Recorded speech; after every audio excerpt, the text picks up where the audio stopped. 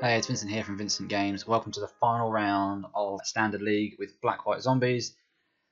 We are on the play. Ooh. So this is an interesting hand. Double Dread Wanderer and 2 lands. The Liliana's Mastery is not terribly exciting in the opener, but we've got a Lord and Dark Salvation, which is awesome. So this hand is very keepable. Okay, off we go.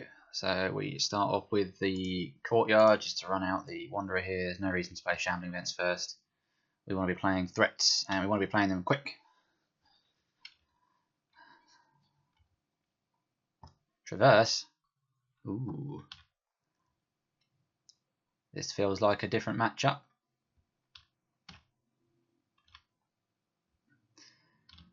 So we're just going to bash in for 2, unsurprisingly. Roll out another Wanderer. Shambling Vents, and we're good to go. Played against the Delirium deck before, where they got Liliana against us, which was pretty rough. Against our Dread Wanderers. So I don't really want them to start getting Delirium. It's kind of the whole game plan. But I'm willing to see if they're willing to trade with one of our Dread Wanderers.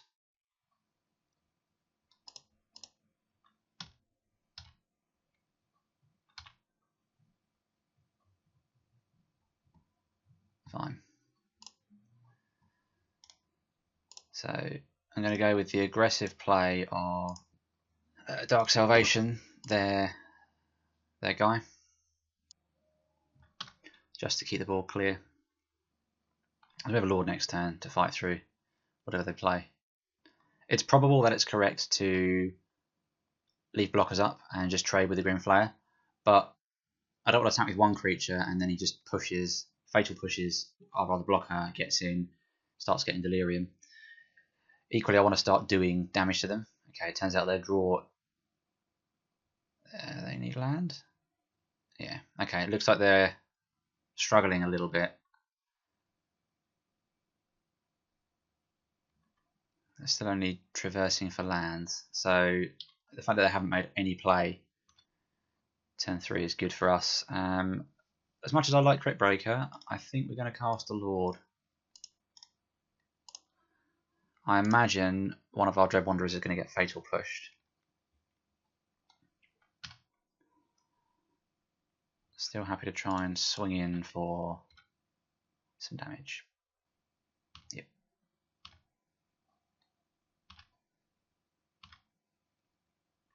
To 11, and off we go. And they've got them more mana now to do the stuff that they want, and if they play something like Kalitas, then that's when the Dark Salvation becomes a bit of a misplay, because that's obviously a much better thing to kill. Tireless Tracker is a pain. Yep. Such a value. Oh, come on. So I'm tempted now to play Cryptbreaker and then tap 3 to see if we draw a land. But equally, I kind of just want to play Colossus. I'm happy to trade a 1-mana creature for Tireless Tracker. No? Okay, excellent.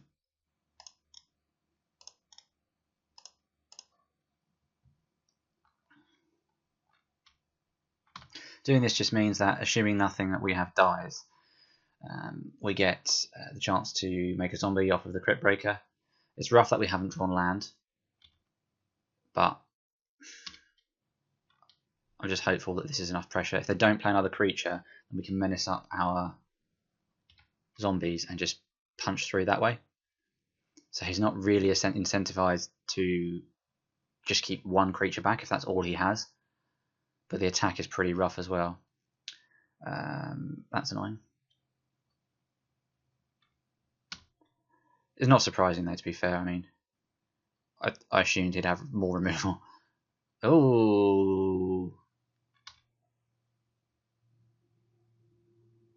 And this is why the Cryptbreaker play was potentially better, or so, I mean would have been better, because I thought he'd have one removal spell, but it's rough that he had two.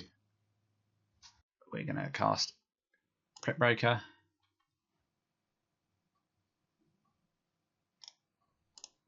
Cryptbreaker.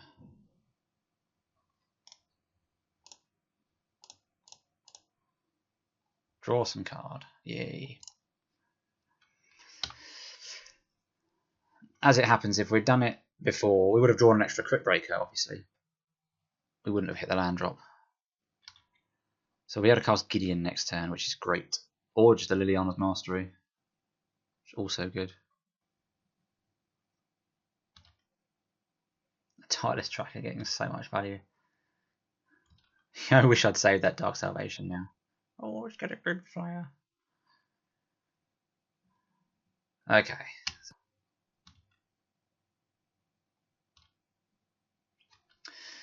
I think we just play Gideon, make a dude. I don't really feel like attacking Nissa is the right thing to do. Although if we wake up the Shambling Vents and swing, we lose a Cryptbreaker. And he blocks a Shambling Vents with a plant. If we cast Gideon, then we can make a creature and then set up to attack Gideon next turn. Also, this enables us to do the whole Cryptbreaker draw a card thing, which is so good. And we need something like that because they're racing ahead otherwise with the Tireless Tracker Investigate. So getting something worked out is going to be getting some sort of advantage is going to be useful. Yeah. So this is the sort of shenanigans we really didn't want. So they've probably got Grasp if they're purposefully leaving up double black.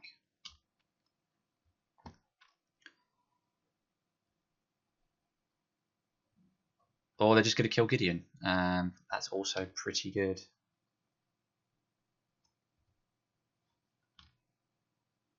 I imagine now he hits me with the Tireless Tracker. No.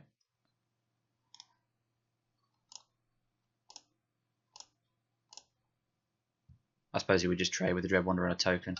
Well, Gideon's fun. Okay, let's think about this. So if we play Swamp and Liliana's Mastery, we then make an army of stuff. If I tap Shambling Vents and everything else, Tireless Tracker eats the Cryptbreaker, Rikshkar eats the Cryptbreaker, and a plant blocks a 2/2. I don't want to lose my Cryptbreakers. And whilst he is making stuff bigger, Liliana's Mastery makes my stuff bigger. So we're kind of keeping up with each other. Keeping up with the Tireless Trackers is... This is kind of what this matchup degenerates into, is just like horrible board stalls. Cards like your Henny's Expertise out of the sideboard are quite bad for us though.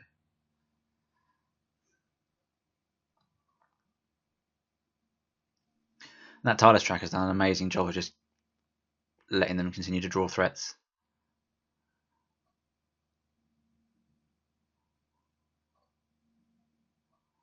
Next turn I'm going to start swinging in with stuff though, I think. Just got to remove loyalty from Nissa. Oh, another tracker. How disgusting.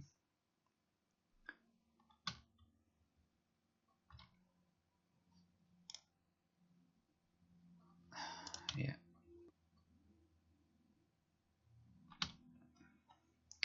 Might just start putting counters and stuff now. Nope. How wide can each of us go?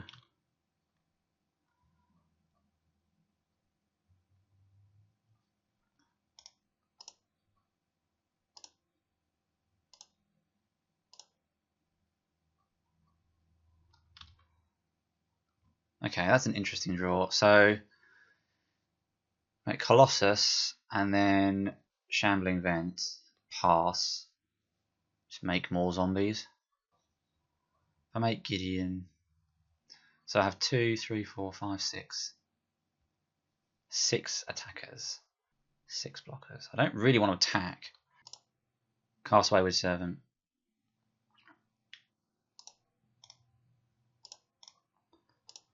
Cast Lord of the Accursed. I hope to kill them next turn with Menace.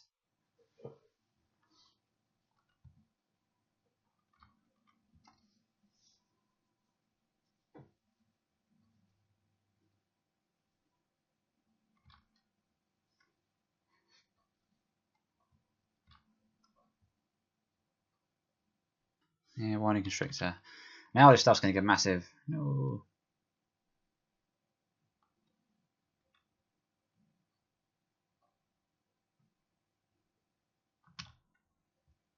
That's annoying.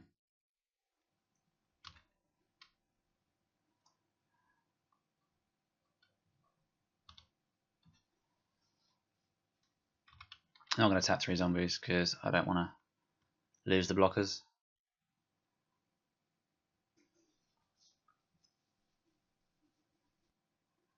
So 7. So he would kill like all the stuff that I would decide to block with. I just think I'd take it. Whatever.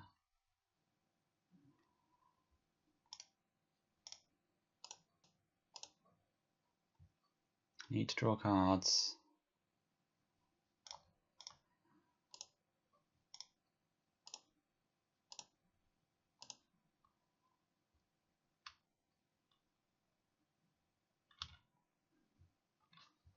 Gideon makes a dude. Liliana makes 2 blockers and drains them for 2. They have 1, 2, 3, 4, 5, 6, 7, 8, 9 creatures. 2, 3, 4, 5, 6, 7. Equals us out on creatures. Makes jumping difficult.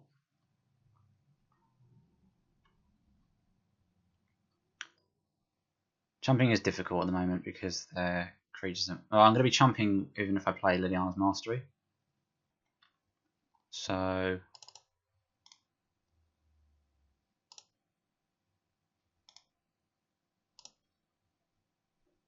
let's do that. We need to go down the drain plan, I think.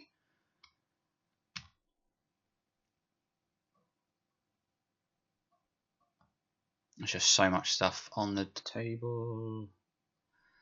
Ah, I forgot about Ballista. Silly me. I'm not going to be draining anything.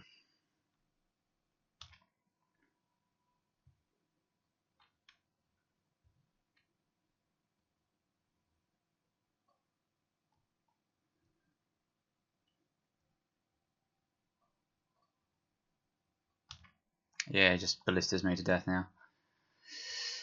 Oh dear.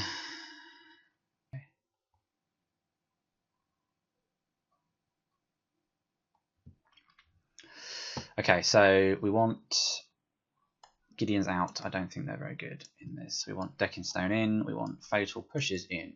We want Grasp of Darkness and Anguished Unmaking. And that. Take that out. If they bring in sweepers, they bring in sweepers, but we're on the play and I want to play... I want to be aggressive. Just play creatures. Killing... yeah, we want to be aggressive. So we're going to have the lower curve stuff. And... just try and overrun them. I would love to play first. Just removal and lands. I don't think that's good enough. Well, that's terrible. Okay, so they've kept their 7. I'm gonna mulligan. Yeah, this is probably a little bit better. Probably. We'll keep and put that on top. Half decent threat.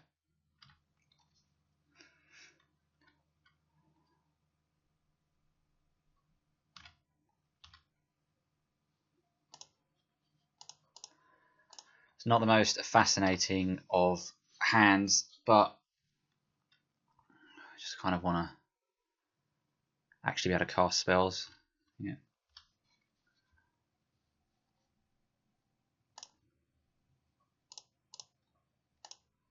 Let's do this.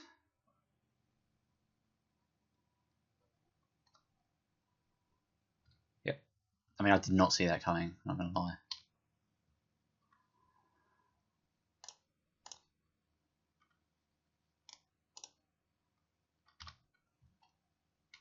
I feel better about getting an early Wayward Servant down in this match. Yep.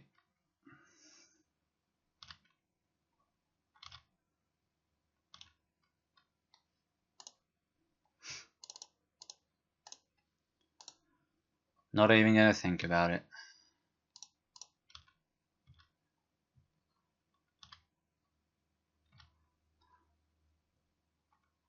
Just attack. So Anguished Unmaking is quite good, just to be able to do stuff like that. Probably play Colossus now and I'll be very upset. Grimflayer is good.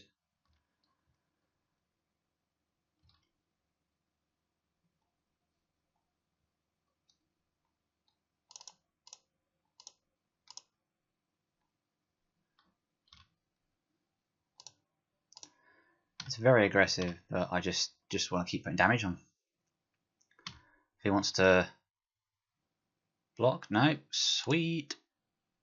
Let's go. That's pretty risky because if they had something like a fatal push for the land, that could have been bad. If we then draw Liliana's Mastery, probably going to play Verdurous Gearhulk. No, another Nissa. That's unfortunate. Yeah, make a 3/3. Seems strong. Though I might have just been blocking if I was him.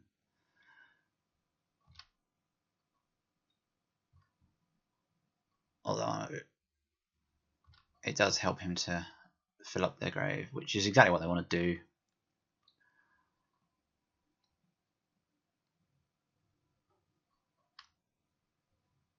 Huh.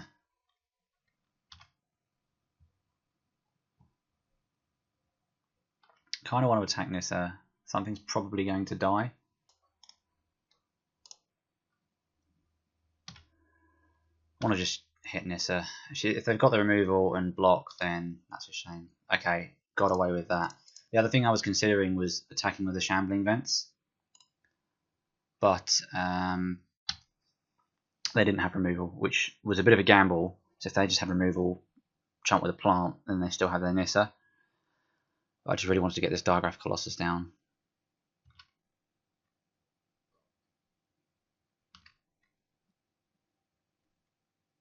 Yeah, not attacking now, are we?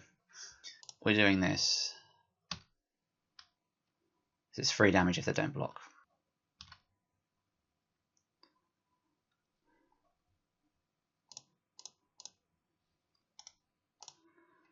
Return Dread Wanderer and drain them.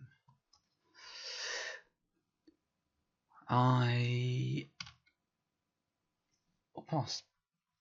So at this point I realised that that line of just throwing a Dread Wanderer at people and then letting them block and then returning a Dread Wanderer is probably something I should have been doing throughout this league. Yeah, this has suddenly got a lot worse for us. And this is their haymaker, isn't it? I mean, this is what they're kind of building up to. This is why I boarded in loads of removal. Wish I boarded in a Dusk till Dawn. We're not ready to block just yet.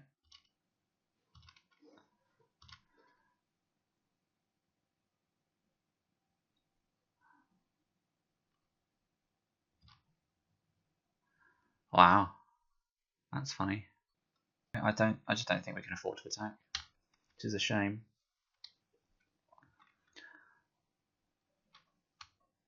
Not really drawn an awful lot to do much about this. Although now I'm thinking about my opening hand of just some land and removal, probably would have been better. Just play more a controlling game. Yep. It's a 6/6.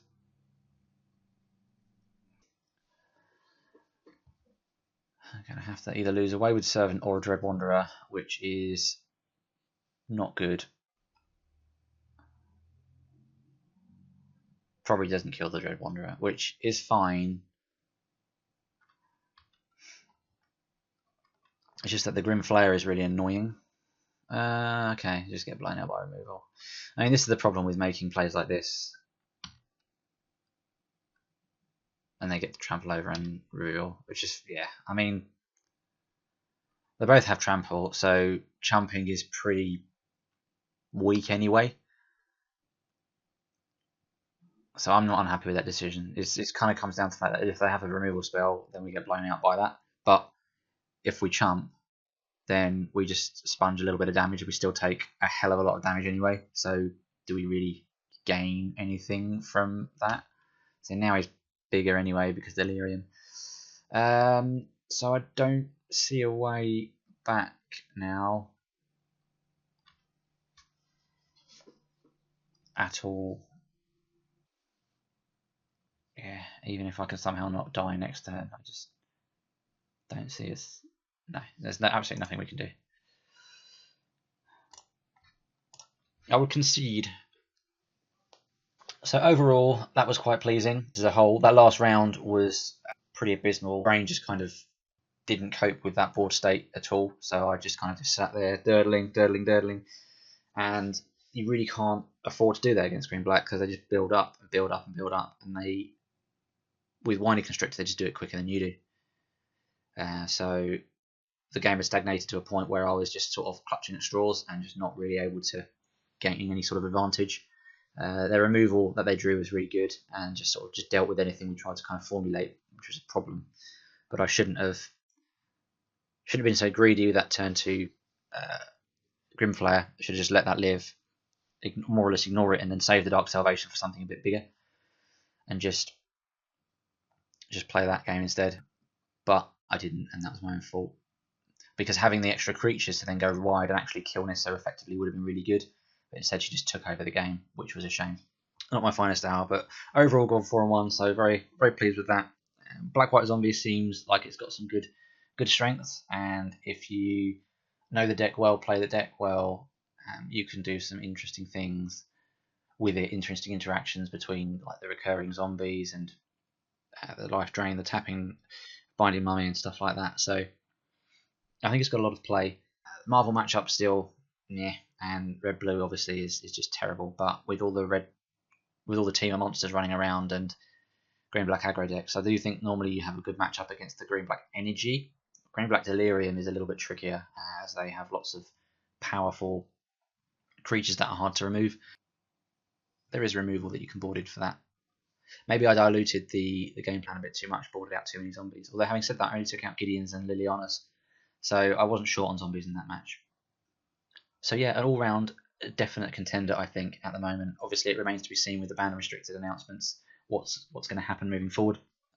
Although at the time this video goes out, the ban and restricted announcements will probably be up there already, so who knows moving forward. It's a good deck if you like playing it. I think there's definitely some mileage there, and you get paid off for kind of knowing the interactions for sure. But that is enough from me for now. Subscribe if you want to see more standard content, more standard matches. I also play modern games as well, which you can check out in the link below.